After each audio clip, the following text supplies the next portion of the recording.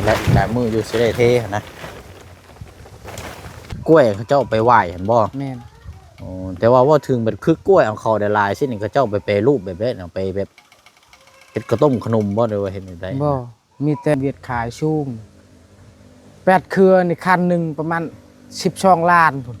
8เครือนะโดย8เครือนี่อันเฮานี่บ่โดยขาย12ล้านกีบโดย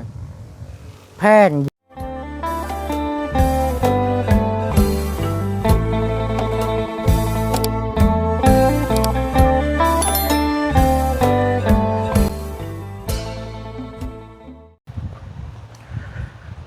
โอ้มาเลยเนาะเป็นนี่ไรอันนี้เนาะแกกล้วยคือมี2คันน่ะนะฮะรถเวียดคันหนึ่งบ่เอ้าอ๋อคุณมาจอดไว้นี่บ่อ๋อเอาซะเนาะหากมาเนาะ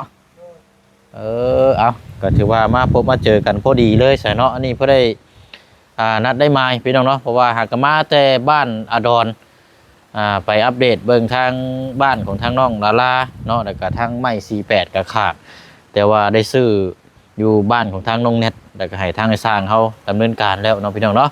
เดี๋ยวเบิ่งก่อนวันเวลาถ้าว่ายังบ่ค่ำมืดเดี๋ยวไปอัปเดตเบิ่งนำกันอีกพี่น้องจนแล้วจนทั่วแล้วพี่น้องเนาะเอาอย่าทิ่มเบิ่งแย่งกันเด้อพี่น้องเด้อเนาะ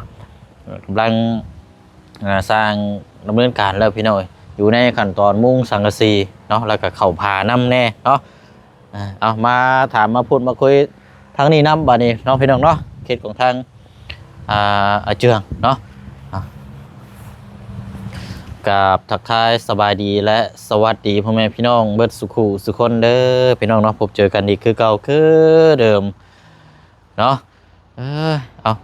เป็นนี่ใดอันนี้เนาะทุกขีเมื่อยอยู่พี่น้องไปทางเจืองนี่กันป้า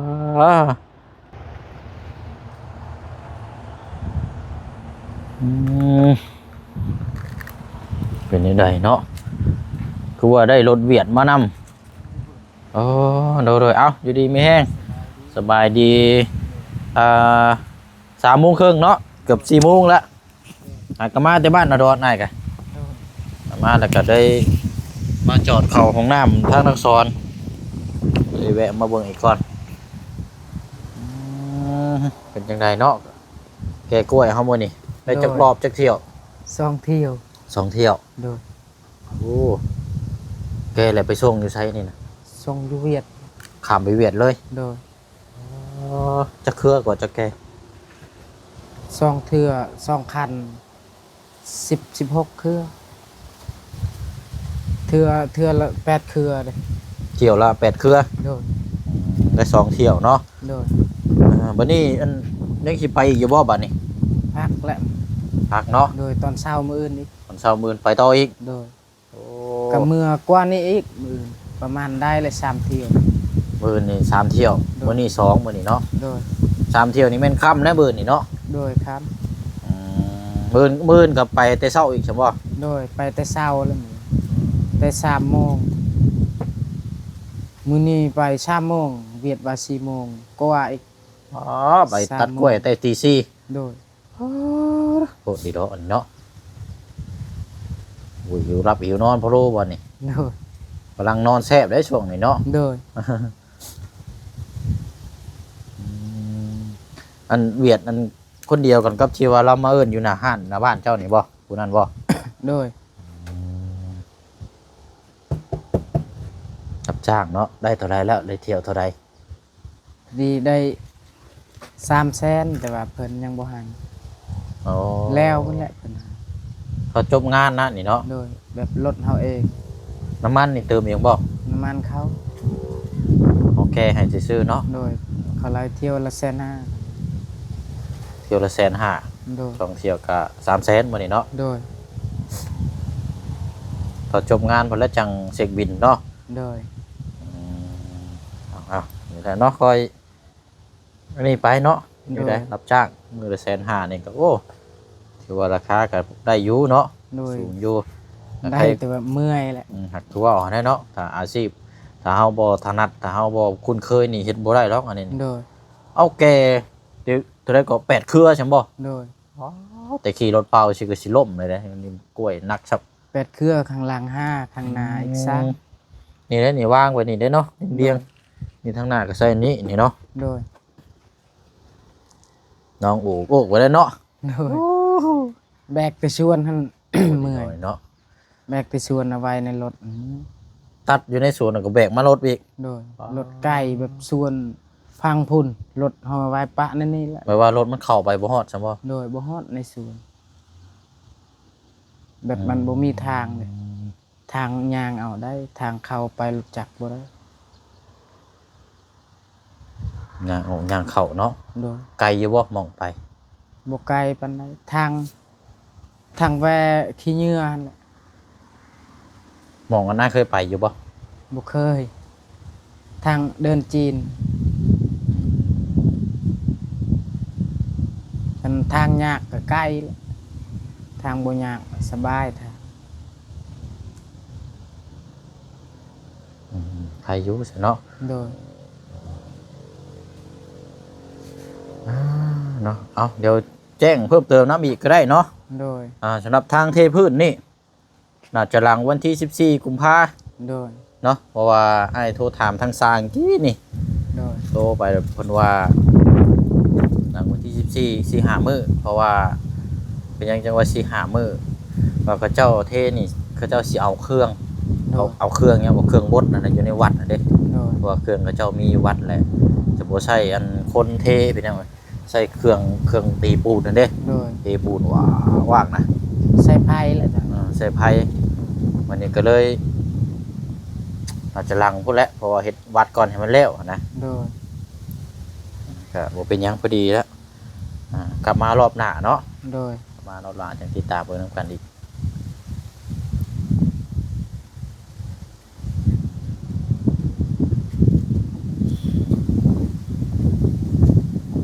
ใช้อันนั้นได้สัพพลักษณ์ไปใช้คือเงียบแท้ จักเราไปใส่บ่เห็น เอามาแล้วบ่ได้เห็นไม่มีไผอยู่เฮือนเลยบ่ โดย โอ้เอาใช่มาแท้บ่แม่นไปดินเฮือนน้องอ่อนบ่ ยันเราไปเล่นเฮือนแม่นะไปกับน้องเราคืน ฮะ ไปกับน้องเรา มื้อเช้านี่ยังอยู่ได แม่นละยันเราไปมื้อเช้านี่น้องเรามาเมื่อคืนนี่เด้มาเล่นบุญ บัดนี้ไปกับน้องชาย โดย บ้านปลาไหลพุ่นบ่ ยันไปนั่นแหละเอาอัดหมดเฮือน อ๋อประตูล็อกไว้เลยบ่ โดย เอ้าไปก็คือสิบ่บอกเจ้าแท้ จักเลยเราบ่บอก อื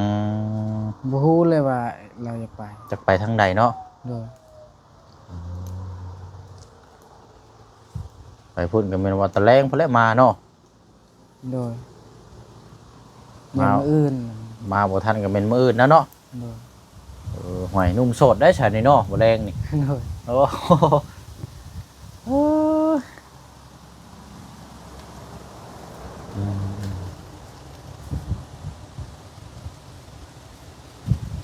อยู่แล้วซะเนาะไปพุ่นแหละ แล้วอัดมันประตู มีแต่ทางเข้านี่บ่ได้อัดเนาะ โดย ปูนนั่นปกไว้รถหลายเอาอันพยางปกไว้รถเพราะว่าอันคนเดียวมามันกินจักได้ใด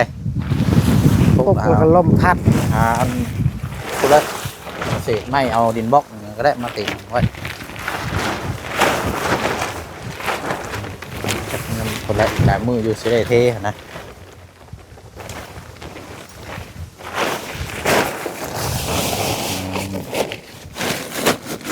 ไม่ก็ได้ดินบล็อกก็ได้ติดไว้ เอาไว้ชวนกันเลยยัน แล้ เชี วย ร์ เขาพกไว้เลยภายในคนเดียวมากไก่ยังว่าพออันนี้ พุ่นบางหังไปเล่นหมดมือ แม่นบ่ บ่มือเลย โอ้ยใช่เนาะว่าแต่เราไปวัดปะไร เฮาหาจักเราเล่นอยู่ซั่น ถามเบิ่งดิใช้เจ้าเฮือนคนบ่จัก ไปเล่นนี่ปะเฮือนปะชาตินี่ ยารถบาดไปบนมือบนเบนแบบนี้เนาะได้อันแม่มาย่างมาพี่เอามาน่ะถามมาที่ใช้ไปบนมือบนเบนเราเออ เฮือนซานก็ปะไปเล่น แล้วแบบนี้เนาะเอาหาอันนี้มาเต็ง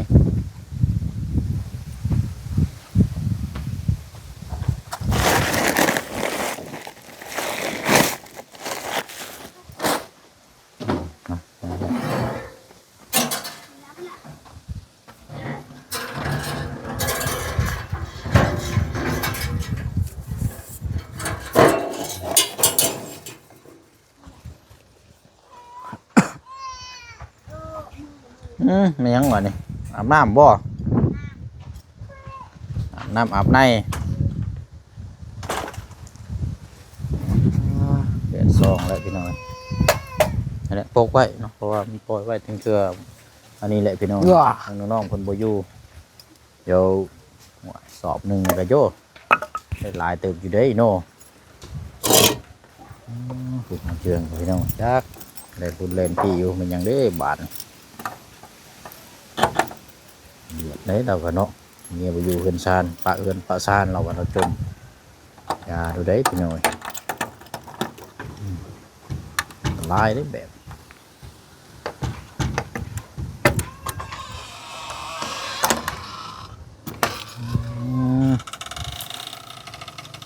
นะย่างไปเบิ่งก่อนเป็นนี่ได้อันนี้น้อง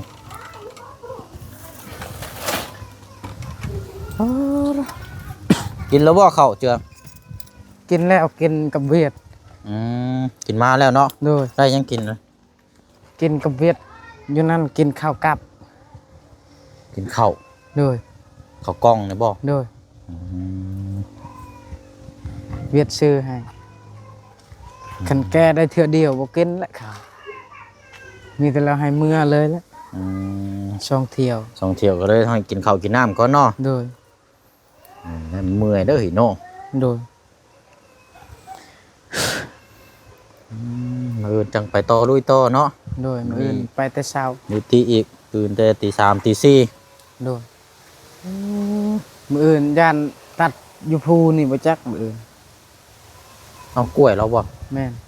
โอ้ แบบเราเช่ากล้วยประชาชนเฮาเด้ เออ อยู่ภูนี่ก็กล้วยแล้วยากอลีทางเถื่อเราตัดนั่นนี่ไม่ได้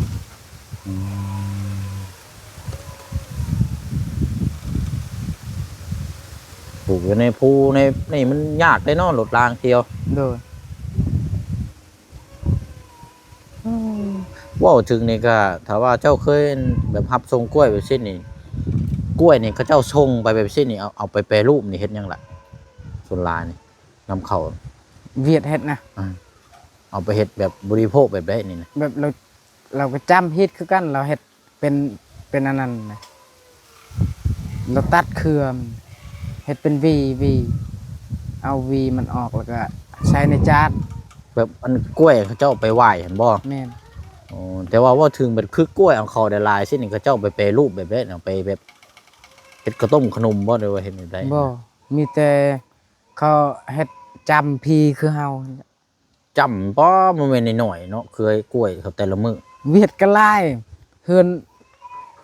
เมืองประมาณ1เมืองนี่ก็หลายเติบอยู่แล้วคือ บ่นึกว่าเอาไปแปรรูปนึกว่าเฮ็ดแบบว่าแนวอยู่แนวกินแนวบริโภคจังซี่นะ บ่มันมีแต่เราไปเอาไว้ในฮีตของเขาแล้ว เออ แบบนั้นแหละเขาจะชื่อกล้วยงาม เอากล้วยงามแล้วเอาไปไหว้เนาะ เด้อคันเฮ็ดกล้วยเขาเดี๋ยวนี้เขาขายโอ้คนเวียดขายชูง8เครือนี่คันหนึงประมาณ12ล้านพุ่น 8เครือนะ โดย 8เครือนี่อันเฮานี่บ่ โดย ขาย12ล้านกีบ โดยแพงเวียดขายเวียดแก่งเราขาย โอ้พอเราจังได้รวยเนาะ โดยขนาดเราทั้งเฮานี่ขายก็ยังได้8เครือนั่นเครือกล้วยบ่งามอีกยังได้2ล้านบาทแต่ว่าเป็นเงินเวียดเงินลาวเฮาประมาณล้าน5ล้าน6 ร้านน้อยๆนี้เนาะ โดย เออ ผู้มีกล้วยนั่นผู้บ่มีกล้วยจักแหละเขาได้กับพ่อได้กล้วยหลายพันกล้วยแม่นคือคนเฮาเฮ็ดกล้วยชอก300แล้วก็แล้ว ยันบ่มีดินเวียดมันเศร้า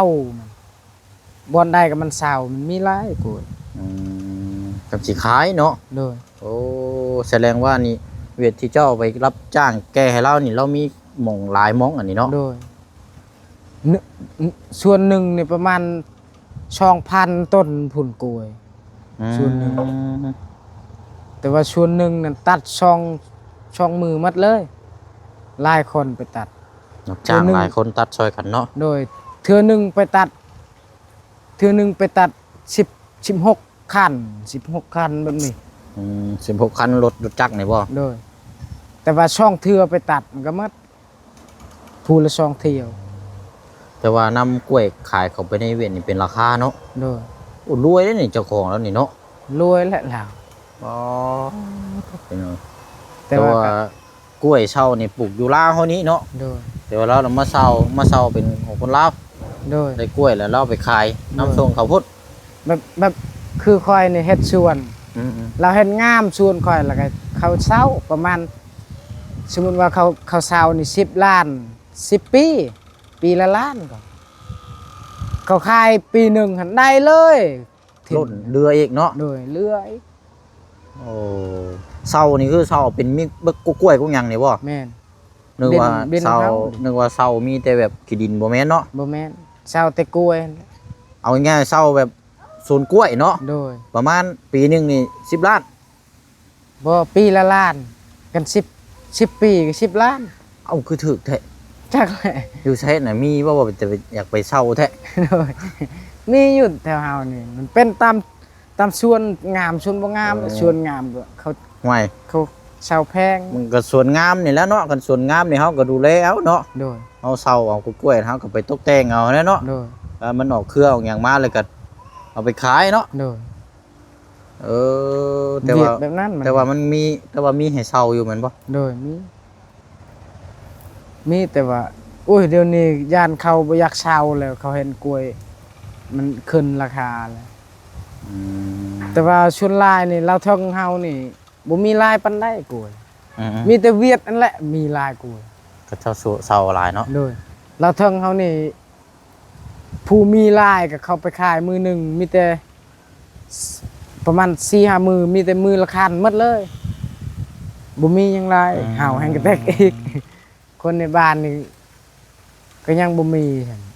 คันสิว่าก็เฮาเช่าเป็นสวนเนาะ โดย นี่เฮาเช่าเป็น เวียดมันเศร้าแบบมันเห็นชวนเฮาเฮ็ดกล้วย มันเห็นงามแล้วกันมันเศร้าเฮือนนั้นอีกเฮ็ดกล้วย มันงามของมันเศร้ามันเฮ็ด เช่าเอาเบิดเลย โดย มันก็ได้หลายแหละเฮือนหนึงครอบครัวหนึงประมาณ400ครอบครัวนั้นอีก600เป็น1,000แล้ว แล้วก็ได้หลาย อ๋อ แล้ว เจ้าคือบ่หาเช่าไว้มีเฉย บ่มีเงิน ๆเอาก็คือถึกๆนึงปีละล้านหนึงเช่ากล้วยไว้นั่นก็ให้มันงามแล้วเอากล้วยไปขายคือจะว่าคันว่าแม่นแบบซี่ได้แบบนี้บ่เวียดเช่านะ แม่น อ่า ปีละล้านบ่แม่นแต่เฮาเช่ามีแต่ปีหนึ่งเฮาอยากเช่าปีหนึ่งเขาบ่ให้ เอาเฮาก็โตเอาหั่นแหล้ว สมมุติว่าชวนนี่เห็นสมมุติว่าชวนนี่สมมุติว่าพันต้นพันต้น เขาอยากได้ประมาณ100 ล้านเขาอยากได้100 ล้านบัดนี้คัน100 ล้านนี่ จักปีติ แม่นประมาณเขาลดให้ประมาณ100 ล้านนี่ประมาณได้ละ80 ปี ยัง80 ปี 8 ปีว่ะ 8 ปีบ่แล้วแต่เฮาคุยกันบ่นี่ แม่น นะ ตามเขาเว้ากัน อืมแต่ว่าจังไดก็ได้ราคาแน่นอนเนาะ โดย บ่ แต่ คันว่า เวียดนี่สมมติว่ามันเศร้าประมาณ100 ล้าน ปีหนึ่งมันขายอันยังบ่ได้ปีหนึ่งยังบ่ได้ทิน อืม ประมาณ2 ปีได้ทิน ก็ราคามันก็สูงเด้เนาะ โดย เออ เวียดมันอุ้ยเก่งคนเวียด เช่าเอาที่กล้วยของคนลาวเฮานี่ปลูกแหละอันว่าเช่าแล้วเอาไปกล้วยไปขายเนาะ โดย อ๋อเราก็บ่ได้ลงทุนบ่ได้ปลูกบ่ได้หยังเนาะ โดยเราแบบมีเงินมีทินเด้เรามีทินแล้วก็เห็นสวนงามเราเศร้าแล้วก็เขารักษา อืม รักษาจนมันหมดปีนั่นแหละรักษา ดูแลเอาแหล้วเนาะ โดยบัดหมดปีแล้วก็ส่งให้คืนส่งให้เขาเจ้าคืน มันสิว่าก็เช่าแบบซี่นี่มันก็ยกตัวอย่างมันคือเฮาเช่าเฮือนเช่าชานนี่แหละเนาะ โดย เช่าเฮือนนี่ประมาณสิเอาเป็นปีโดยว่าสิเอาเป็นเดือน โดย เป็นเดือนนี่ก็ราคาหนึงเป็นปีนี่ก็มันก็เพิ่มไปอีกเนาะ โดย แล้วแต่เฮาสิคุยกันสวนกล้วยนี่ก็คือกันอันนี้โอ้แต่ว่าเนาะก็ดีได้แบบนี้อันทั้งว่าเป็นเช่าเป็นสวนกล้วยแล้วกัน เอากล้วยออกมาก็เลยขายปีต่อปีปีต่อปีนี่กัน โดย มันก็ยังใครกว่าเฮาไปรับจ้างทั่วไปอยู่ถ้ามีเจ้าเฮ็ดบ่ซี่รถเจียงไอ้เบิ่งอาชีพนี่คือได้ จักมีแต่ใช้ เช่าเอาสวนกล้วยกับเจ้าในบ้านนี่จัก3-4ส่วนนี่ก็ดูแลเอาบ้าน อู้คนได้3-4ส่วน อืม เฮาเช่า3-4ส่วนนั่นประมาณเงินนั่นประมาณ50 ล้าน ปีหนึงขายได้เลย อันนั้นแหละยังว่า สมมุติว่าเฮาขายแบบคือเวียดกินกูดแบบนี้เฮาขาย ช่วงมันแพงนี่ก็ได้ แม่น ราคาได้โน โดย กล้วย ขายโลอีกก็ได้ขายโลซื่อๆก็ยังได้อยู่ถึงยามโลมันขึ้น อืม เฮายอมเลยเฮ็ดกล้วยอยากเฮ็ดอยู่กล้วยเฮาเฮ็ดหมดความหมดในใจเลยอย่างนี่ชวนนี่ก็หากระปุกนี่ก็เฮ็ดชวนหากปลูกปีนั้นมันหกแล้วเดี๋ยวนี้เฮาบ่ได้ทาง อืม หนึ่งมานี่ปลูกแล้วบ่มีจักตอนนั้น แล้วก็อายลักตลอดเลยเฮาก็เมื่อยแบบนั้น ปลูกแล้ววันอ้ายรักเอากล้วยมาขาย โดย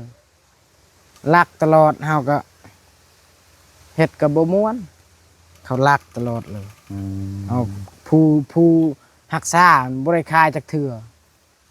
ผู้บ่ได้รักษาหั่นลักตลอดคายตลอด นั่นแหละเฮาปาก ขโมยเอากล้วยกันขายอันนี้เนาะ โดย โอ้มันก็บ่ได้แล้วแบบนี้ เฮายอมคันอายบ่ได้ลักกับคนอื่นอีกลัก มันก็บ่มันก็หลายคนเนาะ โดยคนสมัยนี้โอ้ยจักแนวใด เครือหนึ่ง ยอม สองเครือนี่ก็เอาได้โน โดย มาขาย กล้วยมันยังบ่แก่ก็เขาตัดมักปีแห่งกระแตกอีกเดี๋ยวนี้5มักปีในชวนบ่มีเลยหมาก1 2หมาก เขาไปขายเบิดบ่ โดยเนี่ยมันยังบ่ทันออกก็เขาตัดแล้วเขาไปขายหมดแล้วจนเบื่อ ขายแล้ว กล้วย นี่เนาะ แห้งกระแตกอีกเขาย่านแต่ อืม แบบชวนเขาเคยไปตลอดเขาย่านเฮาชวนเฮาเอ้ยยอมเลย นี่ชวนตูปลูกปีนี้ก็จักได้ขายจักบ่ย่านแต่เขาหลัก หนึ่งมามันอยู่ไกลแน่เนาะ โดย เขาเจ้าเอานี่ก็เอาแป๊บเดียวเนาะ โดย บ่ตีแล้วหนึ่งขโมยนี่ เฮาเฮ็ดตัวนั้นก็หลายอยู่ตัวนั้น600เฮาปลูกขุดผู้เดียวเฮายังบ่ทันเอาเมียตอนปลูกประมาณ600 อื มันขึ้นเฮาทางเฮาเห็นกล้วยแล้วดีใจแบบกล้วยงาม ทางมันเห็นกล้วยแก่โอ้ให้มันแก่ละลายก่อนจังขายเทื่อเดียวเว้าไปช่องอีกมือหน้าบ่เห็นลิกเห็นแต่ต้น เรียบร้อยอีกบ่ โดยนั่นแหละเบื่อ เนาะ ยอมเลยหลุด เนาะ คันเขาบ่ได้รักย้อนเฮ็ดนี่เรื่องเฮ็ดนี่บ่แม่นย่อง เขาอยากเฮ็ดอยู่แต่ว่ายอมก็เขารักนี่ อืมหมูปลูกไว้แล้วคนอื่นน่ะมาทางกินน่ะเนาะ โดย มันก็บ่คักปานใดแล้วแบบนี้เอาเนาะก็จะว่าถามเรื่องความรู้นํกันพี่น้องอันนี้ก็ที่ไปที่มาสำหรับทางกล้วยเนาะกล้วยเป็นราคาหรือว่าบ่เป็นราคา โดย นี่ก็ถือว่าเรื่องเรานำออกนำเข้าทางอาเจืองก็อธิบายแล้วก็นึงมากับทางเวียดเฮานี่แหละเนาะเพิ่นเซาว่าโอ้ เวียดมันยานเลยเวียด เนาะ เวียดกลัวเวียดเขาบ่กล้ารักรักแล้วบางเทื่อมันบ่เห็นในชวนก็มันเอาอันนั้นอีกอย่างน่ะวงจรอีกเราไว้ เรียบร้อยอีกที โดยวงจรรุ่นอันนั้นน่ะรุ่นเต็ดเอา แบบ เห็น ไล่ เห็ แบ น บไล่ชายนะเนาะ โดย เขาเจ้าติดเชื่องไว้เนาะ โดย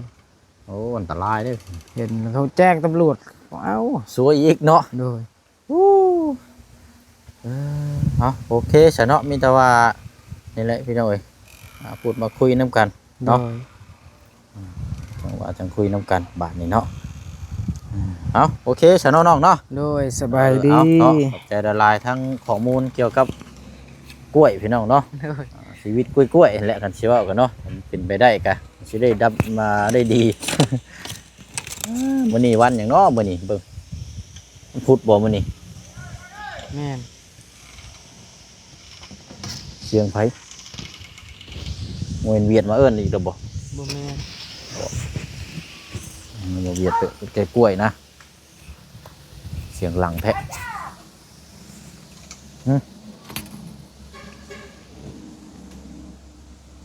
เอาตามนั้นละพี่น้อยเนาะลาพี่ละน้องไปก่อนเด้อพี่น้องเด้อเนาะเดี๋ยวติดตามรับชมคลิปต่อไปอีกเนาะพี่น้องเนาะมีหยังก็จังว่าจังคุยนํกันอีกเนาะเรื่องราวประมาณนี้แหละพี่น้องเนาะขอบคุณขอบใจขอบคุณพี่น้องเฮาเบิดสุขคนเด้อพี่น้องเนาะติดตามแล้วก็กดไลค์กดแชร์ให้ตลอดมานะพี่น้องเนาะไปเนาะลาพี่ละน้องไปก่อนบ๊ายบายพี่น้องเด้อ